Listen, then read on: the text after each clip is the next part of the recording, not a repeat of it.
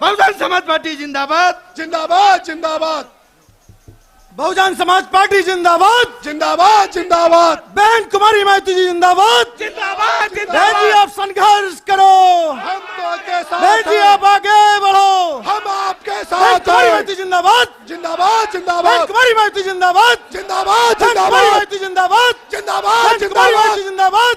बहन जी आप संघर्ष करो, हम आपके बहन साथ जी आप हैं। आगे बढ़ो। हम आपके बहन साथ जी आप हैं। संघर्ष करो, हम आपके बहन साथ जी हैं। आप आगे बढ़ो। हम आपके बहन साथ कुमारी हैं। माइती जिंदाबाद। जिंदाबाद बहन कुमारी जिंदाबाद माइती जिंदाबाद। जिंदाबाद बहन जी जिंदाबाद आप संघर्ष करो, हम आपके साथ बहन हैं। जी आप आगे बढ़ो। हम आपके साथ बहन जी हैं। आप संघर्ष करो, हम आपके साथ बहन जी हैं। आप आगे बढ़ो। हम आपके साथ हैं। बहन कुमारी माइती जिंदाबाद। जिंदाबाद जिंदाबाद बहन कुमारी माइती जिंदाबाद। जिंदाबाद बहन जिंदाबाद कुमारी माइती जिंदाबाद। जिंदाबाद जिंदाबाद बहुजन समाज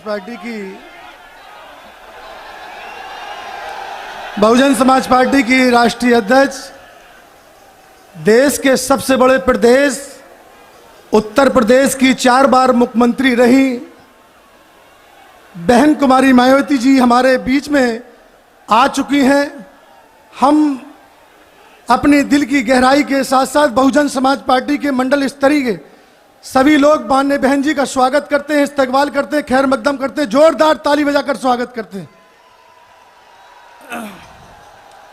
साथ में चलकर आए बहुजन समाज पार्टी के राष्ट्रीय उपाध्यक्ष और उनके साथ बहुजन समाज पार्टी के नेशनल कोऑर्डिनेटर उपाध्यक्ष जी हमारे आकाश आनंद जी और आनंद कुमार जी, हमारे दोनों जोरदार ताली बजाकर स्वागत करते हैं। और हमारे मंच पर उपस्थित सांसद दानिश अली जी, अब मैं गुजारिश करूंगा मेरठ मंडल के सभी पदाधिकारी जो हमारे जिम्मेदार साथी हैं, बहुजन समाज पार्टी का चिन्ह हम अपनी राष्ट्रीय अध्यक्ष को देकर उनका स्वागत करेंगे और जोरदार ताली बजाकर नारे लगाकर स्वागत करेंगे। बहुजन समाज पार्टी जिंदाबाद। बहुजन समाज पार्टी जिंदाबाद।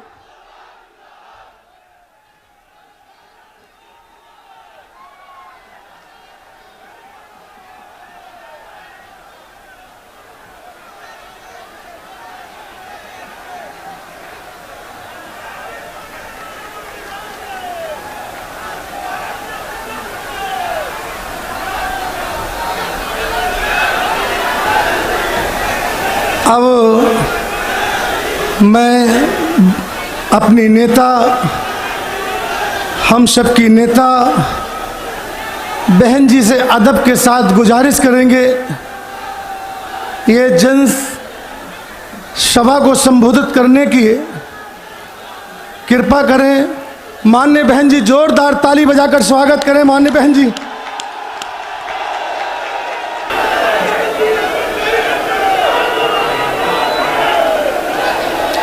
चुनावी जनसभा में इकट्ठा हुए बीएसपी के सभी छोटे बड़े पदाधिकारियों एवं कार्यकर्तागण, आज आप लोग उत्तर प्रदेश में विधानसभा के लिए हो रहे आम चुनाव में कोरोना नियमों का पालन करते हुए अपनी पार्टी के मेरठ मंडल के उम्मीदवारों के समर्थन में मुझे सुनने के लिए यहाँ इकट्ठा हुए हैं, तो उसके लिए मैं आप सभी लोगों का हार्दिक दिल से आभार प्रकट करती हूँ। और अब मैं सबसे पहले अपनी पार्टी के संबंध में ये कहना चाहूँगी कि हमारी पार्टी ये चुनाव उत्तर प्रदेश की सभी 403 विधानसभा की सीटों पर अकेले अपने बलबूते पर ही पूरी तैयारी व दमदारी के साथ यहाँ सन 2007 की तरह फिर से अपनी पार्टी की पूर्ण बहुमत की सरकार बनाने के लिए लड़ रही है, ताकि फिर से यहाँ आपके अच्छे दिन वापस आ जाएं और बुरे दिन चले जाएं। इसके साथ ही हमारी पार्टी ने पूर्व की तरह इस चुनाव में भी बीएसपी से जुड़ने की तादाद को ध्यान में रखकर फिर उसी अनुपात में ही सर्व समाज के लोगों को टिकट भी दिए हैं। और अब इस चुनाव में आप लोगों को अपना वोट कांग्रेस, बीजेपी, सपा व अन्य विरोधी पार्टियों को न देकर केवल अपनी एकमात्र हितैषी पार्टी बहुजन समाज पार्टी को ही देना क्यों जरूरी है, इसे आप लोगों को समझना होगा।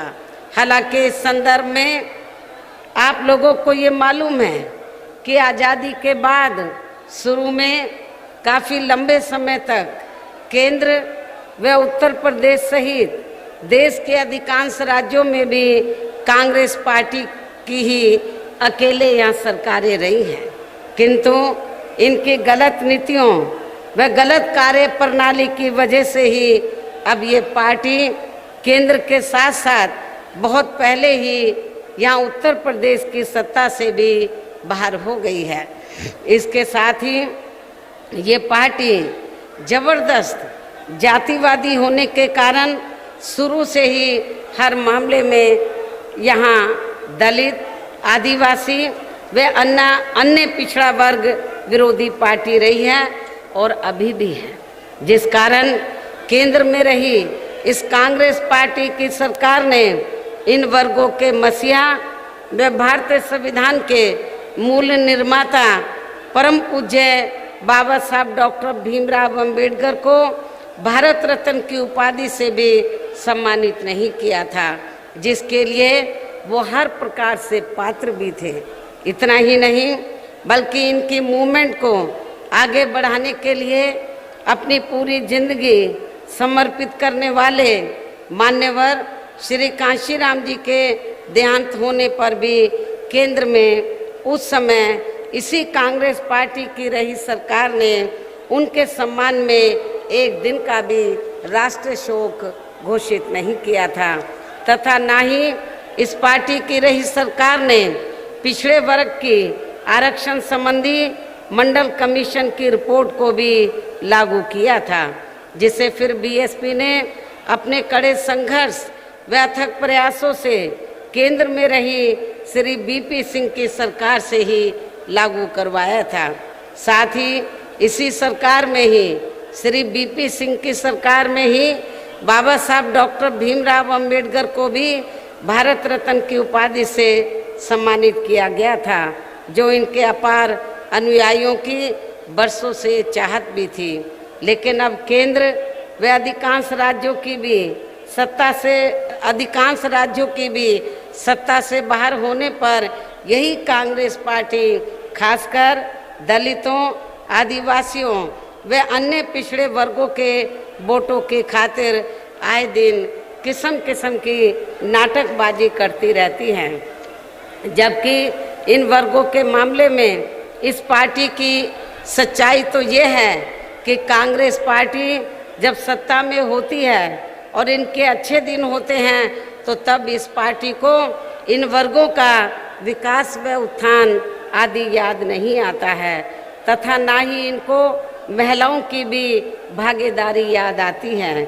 इतना ही नहीं बल्कि इस पार्टी के बाद खासकर यहाँ उत्तर प्रदेश में सपा व बीजेपी आदि की बनी सरकार में भी यूपी की जनता हर मामले में व हर स्तर पर काफ़ी ज़्यादा दुखी रही है। सपा की सरकार में तो अधिकांश यहाँ गुंडों, बदमाशों, माफियाओं व अराजक तत्वों एवं सरेआम लूट खसोट करने वालों का ही राज रहा है, जिसकी खास वजह से ही इस सरकार में आए दिन यहाँ जाति व धर्म के नाम पर तनाव व दंगे आदि होते ही रहे हैं। प्रदेश में विकास के कार्य भी ज़्यादातर यहाँ एक विशेष क्षेत्र व एक समुदाय के लोगों तक ही सीमित होकर रह गए हैं। खासकर दलितों व अति पिछड़े वर्गों के मामले में हर स्तर पर हमें इनका सोतेला रवैया ही देखने के लिए मिला है। जब समाजवादी पार्टी पावर में थी तो खासकर दलितों व अति पिछड़े वर्गों के मामले में हर स्तर पर हमें इनका सोतेला रवैया ही देखने के लिए मिला है। इसके साथ ही इनके संतों, गुरुओं व महापुरुषों आदि को सम्मान देना तो सपा सरकार में इनके संतों, गुरुओं व महापुरुषों आदि को सम्मान देना तो बहुत दूर की बात रही, बल्कि इनका अधिकांश अनादर ही किया गया है, जिसके अनेकों उदाहरण आप लोगों के सामने हैं। जैसे मैं आप लोगों को ये बताना चाहती हूँ कि जब यूपी में समाजवादी पार्टी की सरकार थी तो सपा सरकार जो अपने आज जो चुनाव के समय में, अभी तो उनकी सरकार नहीं है, लेकिन आज समाजवादी पार्टी ये जो जगह जगह ये कहती है कि सर्व समाज के हितों की पार्टी है और वीकर सेक्शन के लिए बहुत काम किया है, मैं समझती हूँ कि इसमें रत्ती भर भी सच्चाई नहीं है। समाजवादी पार्टी की सरकार में वीकर सेक्शन की उपेक्षा हुई हर मामले में, वे हर स्तर पर, और इनके संतों, गुरुओं और महापुरुषों का भी अनादर हुआ है। जैसे आप लोगों को मैं ये बताना चाहती हूँ कि जब समाजवादी पार्टी सत्ता में थी तो सपा सरकार में SC ST का सरकारी ठेकों में आरक्षण खत्म कर दिया गया। जब BSP पावर में थी, इंडिया में पहली BSP की सरकार थी जिस सरकार ने तो SC ST का सरकारी ठेकों में आरक्षण की व्यवस्था की थी। लेकिन जैसे ही समाजवादी पार्टी पावर में आई तो समाजवादी पार्टी की सरकार ने SC ST का सरकारी ठेकों में आरक्षण खत्म कर दिया। पदोन्नति में आप लोगों को मालूम है कि जब पदोन्नति में आरक्षण का बिल पार्लियामेंट में आया तो समाजवादी पार्टी के सांसदों ने इस बिल को फाड़ दिया था और इस बिल को पास नहीं होने दिया। SC ST के छात्रों का विदेश जाकर पढ़ाई करने की योजना को समाजवादी पार्टी की सरकार ने खत्म किया। पंचशील नगर का नाम बदलकर हापुड़ कर दिया गया।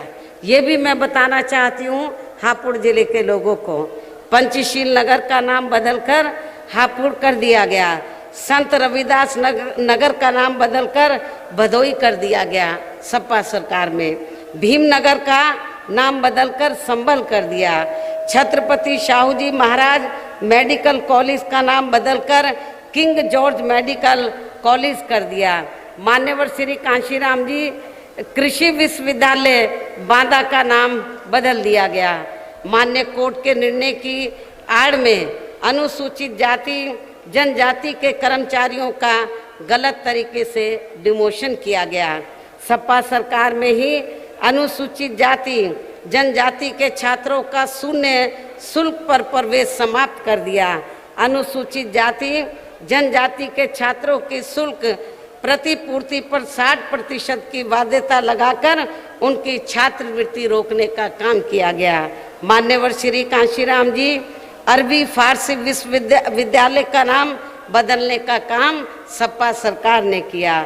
लखनऊ के गोमती नगर में डॉक्टर भीमराव अंबेडकर पार्क जो BSP की सरकार में बनाया गया था उसका नाम बदलकर जनेश्वर मिश्र पार्क कर दिया गया। ये सपा सरकार का कारनामे हैं। सरकारी भूमि आवंटन में SC ST को मिलने वाली प्राथमिकता को खत्म कर दिया गया। SC ST की भूमि खरीद को लेकर नया संशोधन लेकर आए जिसमें बिना DM के अनुमति के कोई भी उनकी ज़मीन खरीद सकता था, जिससे इन कमज़ोर वर्गों की ज़मीन को हथिया लिया जा सके। ये है अंबेडकर, ये है समाजवादी पार्टी के मुखिया श्री अखिलेश यादव के अंबेडकरवादी सोच एवं प्रेम। आप लोग समझ सकते हैं कि सपा सरकार में किस तरीके से वीकर सेक्शन की उपेक्षा की गई है। इसी प्रकार भाजपा सरकार की भी नीतियां व कार्यशैली अधिकांश यहाँ जातिवादी, पूंजीवादी एवं RSS के संकीर्ण एजेंडे को ही लागू करने पर टिकी रही हैं, जिससे प्रभावित एवं शिकार हुए लोगों का इस सरकार में सही से विकास व उत्थान आदि नहीं हो सका है। साथ ही इनका हर स्तर पर काफ़ी ज़्यादा उत्पीड़न भी किया गया है। धर्म के नाम पर हमेशा यहाँ तनाव व नफरत आदि का वातावरण ही बना रहा है। प्रदेश में हर प्रकार के अपराध भी काफ़ी ज़्यादा बढ़े हैं।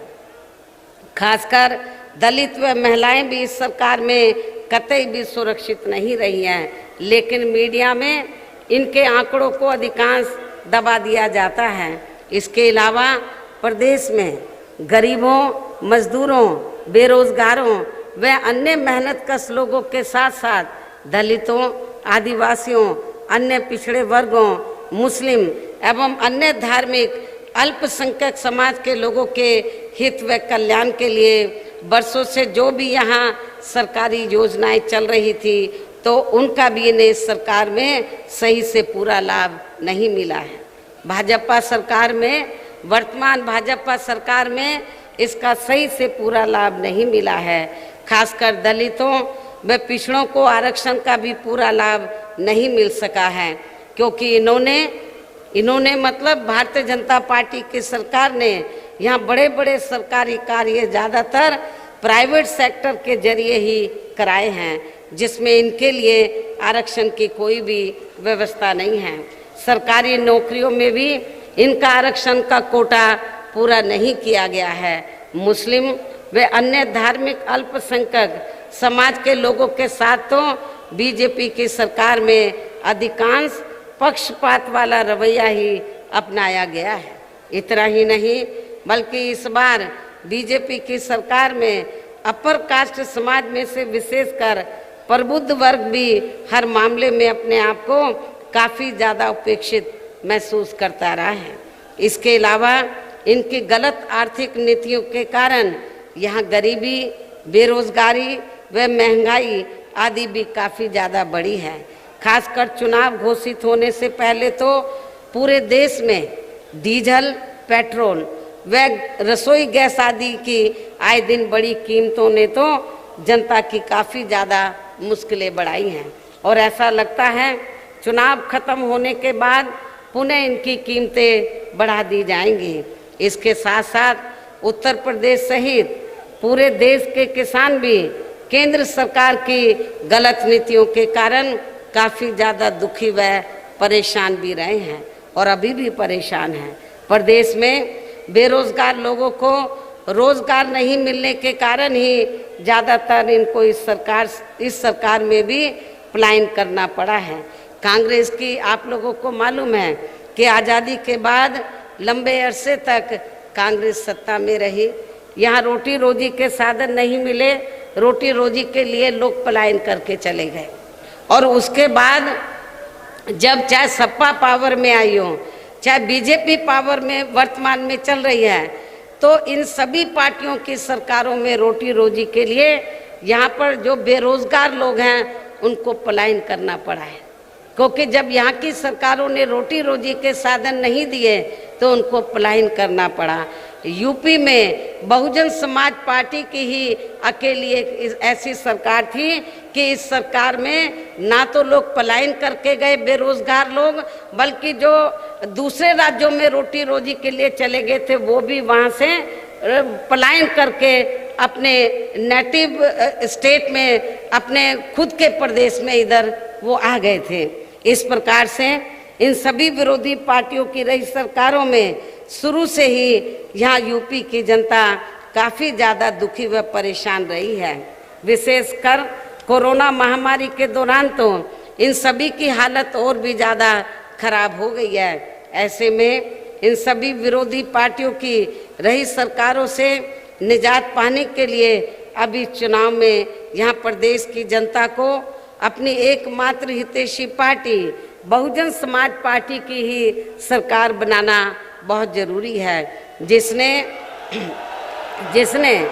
अपने चारों रहे शासनकाल के दौरान बिना पक्षपात व भेदभाव आदि के यहाँ कमज़ोर एवं उपेक्षित वर्गों के लोगों के साथ साथ सर्व समाज में से गरीबों, मजदूरों, बेरोजगारों, किसानों, व्यापारियों, कर्मचारियों, वकीलों एवं अन्य मेहनतकश लोगों के साथ ही युवाओं, छात्रों, महिलाओं व बुजुर्गों आदि के भी विकास एवं उत्थान के लिए अनेकों ऐतिहासिक व महत्वपूर्ण कार्य किए हैं। वो कार्य फिर से जब हमारी सरकार बन जाएगी तो वो कार्य फिर से यहाँ शुरू किए जाएंगे। इसके अलावा बीएसपी की रही सरकार में दलित एवं अन्य पिछड़े वर्गों में जन्मे अपने महान संतों, गुरुओं व महापुरुषों आदि को भी विभिन्न रूपों में पूरा आदर सम्मान दिया गया है। जब बीएसपी यहाँ पावर में रही, जिनकी यहाँ सभी विरोधी पार्टियों की रही सरकारों में काफ़ी ज़्यादा उपेक्षा की गई है, लेकिन इनके सम्मान में जब बीएसपी पावर में आ जाएगी, पुनः पावर में आ जाएगी, तो फिर इनके सम्मान में आगे भी कोई कमी नहीं आने दी जाएगी। इसके साथ साथ बीएसपी की सरकार में पूर्व की तरह ही यहाँ सभी वर्गों, धर्मों व विभिन्न क्षेत्रों में लगे लोगों के हितों में भी फिर से ऐतिहासिक कार्य किए जाएंगे। प्रदेश में विशेषकर गरीबी व बेरोजगारी आदि को दूर करने के लिए जरूरी कदम उठाए जाएंगे और ये हमारी सरकार का इस बार भी फिर से मुख्य एजेंडा होगा। पश्चिमी यूपी के लोगों को मालूम है कि जब मेरी सरकार थी और पुलिस में भर्ती हुई और विभिन्न विभागों में भर्ती हुई तो बड़े पैमाने पर पूरे उत्तर प्रदेश में जो नवयुवक लोग थे बेरोजगार, उनको रोटी रोजी के साधन मिले। आपके पश्चिमी यूपी में पुलिस विभाग में हमारे जाट समाज के लोगों को मालूम है कि बिना किसी रिश्वत के उनकी बड़े पैमाने पर भर्ती की गई थी। आगे भी इनका पूरा ध्यान रखा जाएगा। साथ ही किसी भी मामले में जब हमारी पार्टी पावर में आ जाएगी तो सत्ता में आने के बाद तो फिर किसी भी मामले में किसानों को भी निराश नहीं होने दिया जाएगा। हमारे किसान भाइयों को मालूम है कि जब बीएसपी पावर में थी तो हमने यूपी में तो गन्ना किसानों का जो बकाया पड़ा था वो इनको दिया, इनको उचित दाम दिया और खेती करने के लिए जो उनकी ज़रूरतें थी, साधन थे, वो भी हमने सस्ते मुहैया कराए इनको। ये भी हमारे किसान भाइयों को मालूम है। और पश्चिमी यूपी के किसान तो आज याद करते हैं कि जब बीएसपी पावर में थी तो हमें गन्ने का पूरा दाम मिलता था, बकाया पूरा हमको मिल गया था। मेरे ख्याल 5 साल में भारतीय जनता पार्टी की सरकार ने तो गन्ने का जो दाम है मेरे ख्याल वो बराबर नहीं बढ़ाया है, इसलिए किसान बड़े निराश हैं। लेकिन जब बीएसपी पावर में आ जाएगी तो किसानों को निराश नहीं किया जाएगा। मैं पश्चिमी यूपी के किसान भाइयों को ये विश्वास दिलाना चाहती हूँ। इसके अलावा मैं मेरठ मंडल के लोगों को ये भी बताना चाहती हूँ कि आपके यहाँ जो भी स्थानीय समस्याएं होंगी तो उन्हें भी दूर करने का पूरा प्रयास किया जाएगा। वैसे तो आप लोगों को मालूम है कि आपके नज़दीक तो नोएडा, ग्रेटर नोएडा है। जब हमारी सरकार बनी तो हमारी सरकार ने तो नोएडा, ग्रेटर नोएडा को मिलाकर नया जिला बनाया और उस नए जिले का नाम गौतम बुद्ध नगर के नाम से रखा। गौतम बुद्ध नगर का काफ़ी विकास किया। गौतम बुद्ध नगर में हमने गौतम बुद्ध के नाम से विश्व विख्यात यूनिवर्सिटी बनाई। ये भी आप लोगों को मालूम है। शिक्षा के क्षेत्र में, स्वास्थ्य के क्षेत्र में, वहाँ के डेवलपमेंट के मामले में हमने पूरा ध्यान रखा, जिसके कारण तो बड़े पैमाने पर लोगों ने इधर आकर निवेश किया गौतम बुद्ध नगर में और पश्चिमी यूपी के लोगों को काफ़ी रोटी रोजी के साधन मिले। इसका श्रेय न सपा की सरकार को जाता है न बीजेपी की सरकार को, इसका पूरा श्रेय जाता है बहुजन समाज पार्टी की सरकार को। इसके साथ ही केंद्र में यूपी की सरकार के भी मैं आप लोगों को ये बताना चाहती हूँ, जब बीएसपी पावर में आ जाएगी, इस बार बीएसपी जरूर पावर में आएगी क्योंकि इतनी ठंडी है, मौसम खराब है, फिर भी आप लोग बड़े पैमाने पर इधर मुझे सुनने के लिए आए हैं। तो मैं समझती हूँ कि उससे ऐसा लग रहा है कि इस बार आप लोगों की सरकार जरूर आएगी, जरूर आएगी। और जब बीएसपी पावर में आ जाएगी तो फिर केंद्र में आप लोगों को ये विश्वास दिलाना चाहती हूँ कि फिर केंद्र व यूपी सरकार के भी विवादित नियमों व कानूनों को यहाँ लागू नहीं होने दिया जाएगा। जो विवादित नियम और कानून हैं उनको लागू नहीं होने दिया जाएगा। इतना ही नहीं बल्कि बीएसपी की रही सरकार में जिन महान संतों, गुरुओं एवं महापुरुषों आदि के आदर सम्मान में व उनके नाम पर जनहित की जो अनेकों योजनाएं शुरू की गई थी, साथ ही नए जिलों के नाम भी रखे गए थे, तो उन्हें अधिकांश सपा सरकार द्वारा बदल दिया गया है, जिससे उनके प्रति इनकी हीन व जातिवादी मानसिकता भी साफ झलकती है तथा जिन्हें फिर बीएसपी की सरकार बनने पर जरूर बहाल कर दिया जाएगा। इसके साथ साथ बीएसपी की रही सरकार में सर्व समाज के व विभिन्न क्षेत्रों में लगे लोगों के हितों में जो अनेकों महत्वपूर्ण व ऐतिहासिक फैसले लिए गए थे, जिन्हें सत्ता परिवर्तन होने पर बाद में सपा व बीजेपी की सरकार ने ज़्यादातर दरकिनारी कर दिया है, तो उन्हें भी फिर से शुरू किया जाएगा। इसके साथ ही बीएसपी की सरकार बनने पर यहाँ बीजेपी व सपा आदि के शासनकाल की तरह कानून व्यवस्था को किसी भी कीमत पर खराब व लचर नहीं होने दिया जाएगा और हर स्तर पर कानून द्वारा कानून का राज कायम किया जाएगा। जाति व धर्म के आधार पर यहाँ लोगों का किसी भी प्रकार से शोषण व उत्पीड़न आदि नहीं होने दिया जाएगा, जैसा कि वर्तमान भाजपा सरकार में हो रहा है।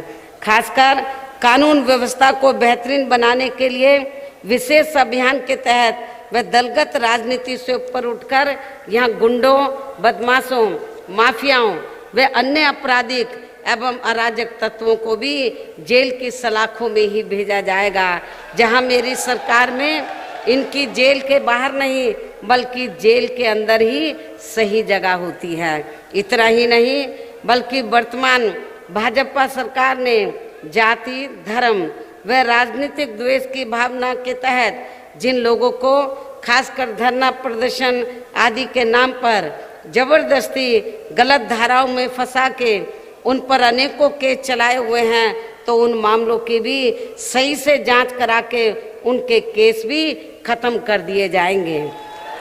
अर्थात वर्तमान भाजपा सरकार में प्रदेश की जेलें जो अधिकांश ऐसे लोगों से भर दी गई हैं, तो उन्हें खाली करा के केवल यहाँ आपराधिक तत्वों को ही रखा जाएगा।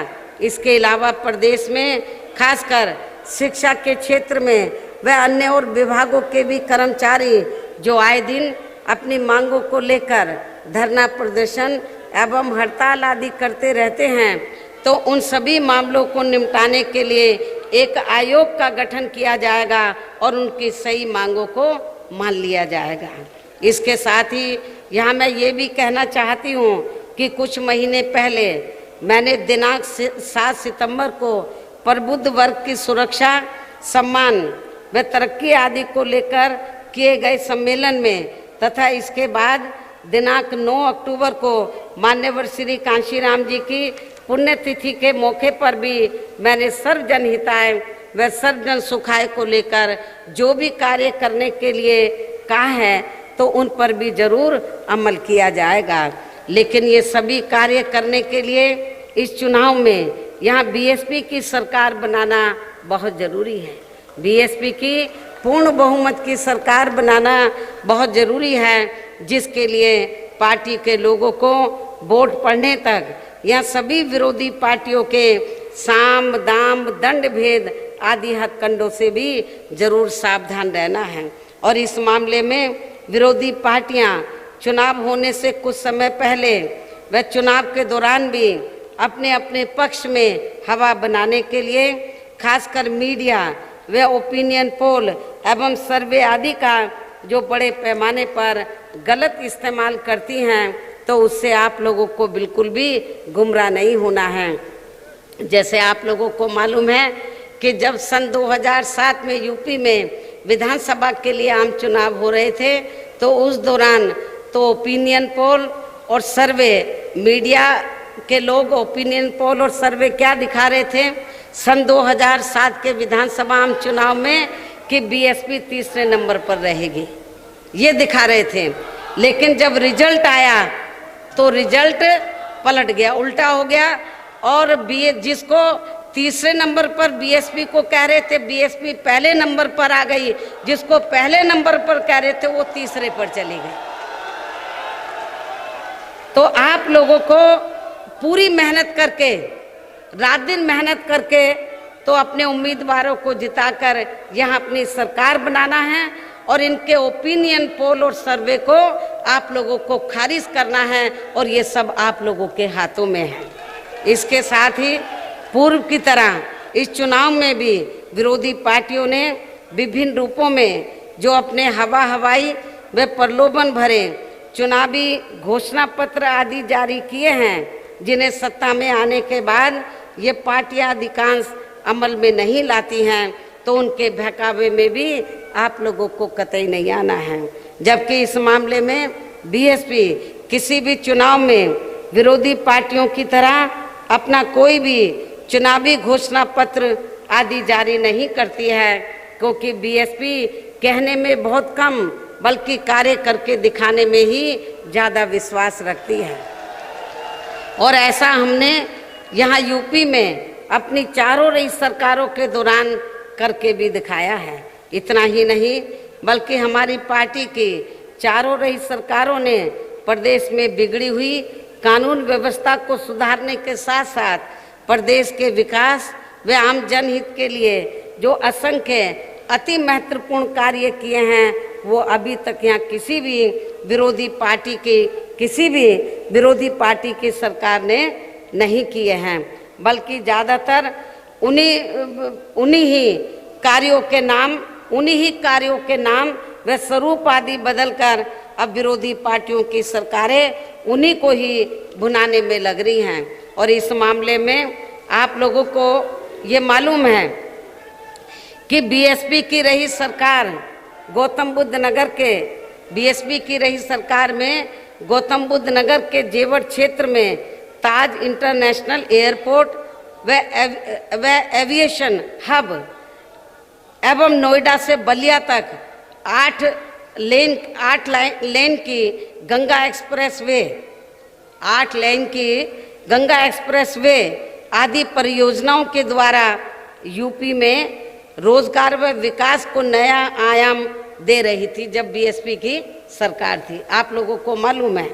लेकिन इनकी पूरी तैयारी के बावजूद भी उस समय की हमारी पूरी तैयारी हो गई थी, जेवर एयरपोर्ट बनाने का भी, एविएशन हब का भी, और ये बलिया तक 8 लेन की जो गंगा एक्सप्रेस वे वो भी सब पूरी तैयारी हो गई थी, पूरा प्रारूप तैयार हो गया था।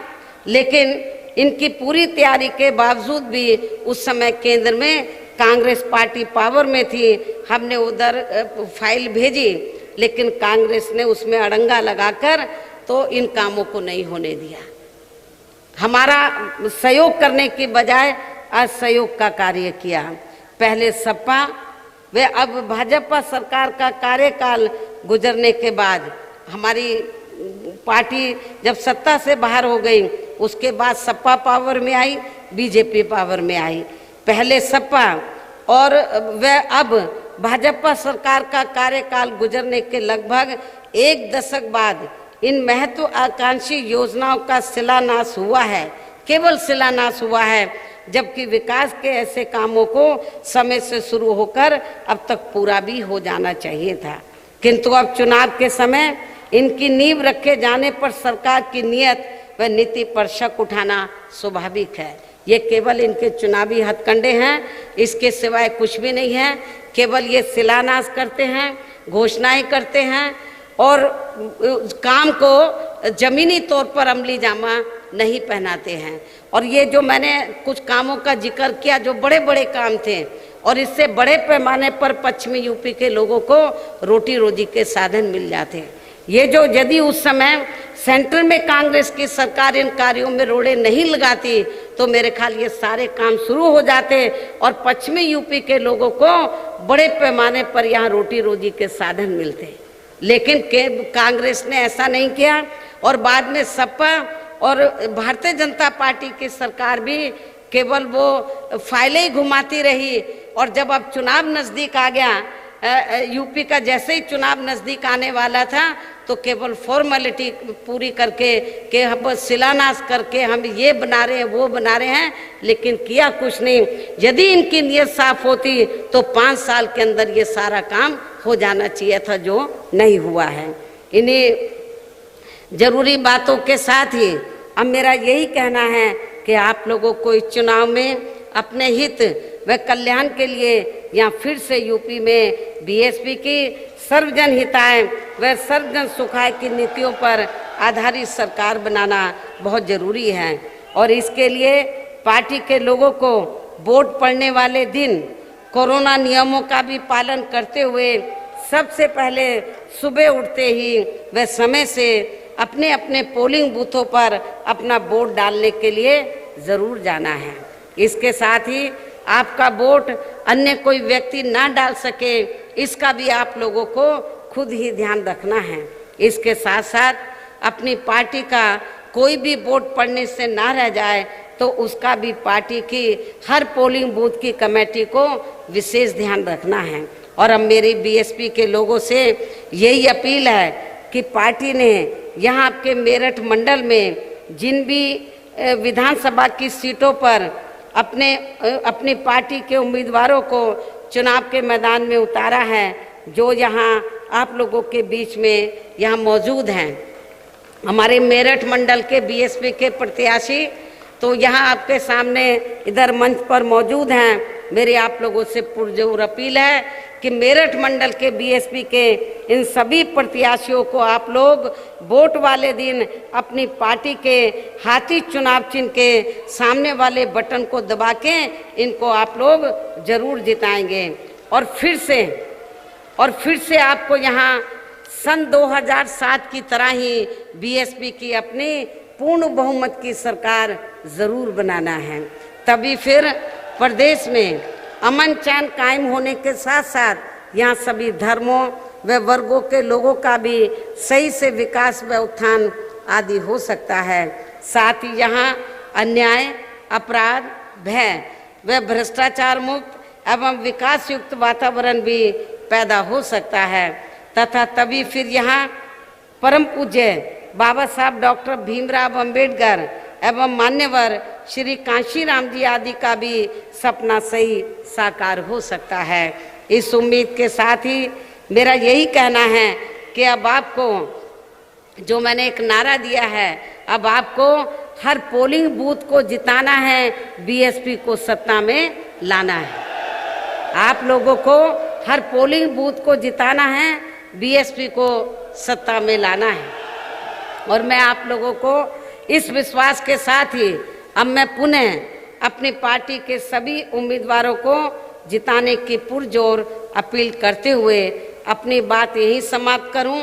लेकिन इससे पहले मैं आप लोगों से ये दरखास्त करना चाहती हूं कि अब वोट पड़ने के लिए समय बहुत कम रह गया है, तो वोट पड़ने तक तो विरोधी पार्टियां किस्म किस्म के साम दाम दंड भेद हथकंडे इस्तेमाल करके तो आप लोगों को गुमराह करने का ये विरोधी पार्टियां प्रयास करेंगी। लेकिन आप लोगों को गुमराह नहीं होना है, बल्कि आप लोगों को तो मेरठ मंडल की जितनी विधानसभा की सीटें हैं, हर विधानसभा में तो हमारी पार्टी ने जो पोलिंग बूथ की कमेटी बनाई है, तो हर पोलिंग बूथ की कमेटी की ये जिम्मेवारी बनती है कि वो सेक्टर और विधानसभा की कमेटी की देखरेख में अपनी पार्टी के उम्मीदवार को जिताने का पूरा प्रयास करें। और मैं खास तौर से विधानसभा की कमेटी को, सेक्टर की कमेटी को और पोलिंग बूथ की कमेटी से मैं पुरजोर अपील करती हूँ, यदि आप लोग इस चुनाव में अपनी जिम्मेवारी को ईमानदारी निष्ठा से निभा लेते हैं तो फिर हमारा उम्मीदवार कोई हार नहीं पाएगा। सारे के सारे उम्मीदवार चुनाव जरूर जीतेंगे।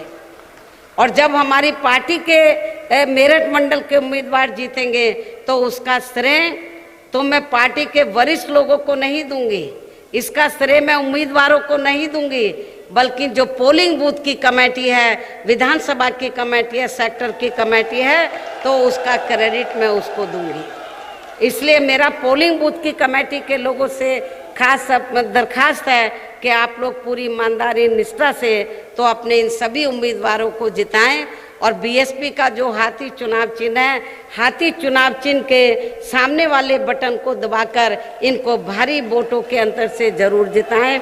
इस पुरजोर अपील के साथ ही अब मैं अपनी बात यही समाप्त करती हूँ। जय भीम, जय भारत।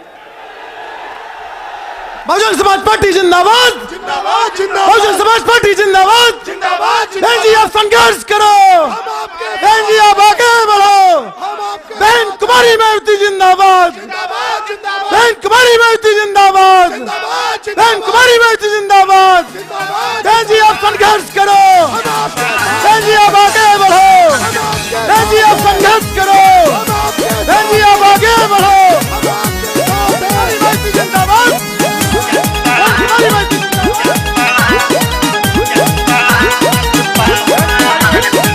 चल पड़ा बसपा का हाथी, कह रहा सहरी दे हाथी, चल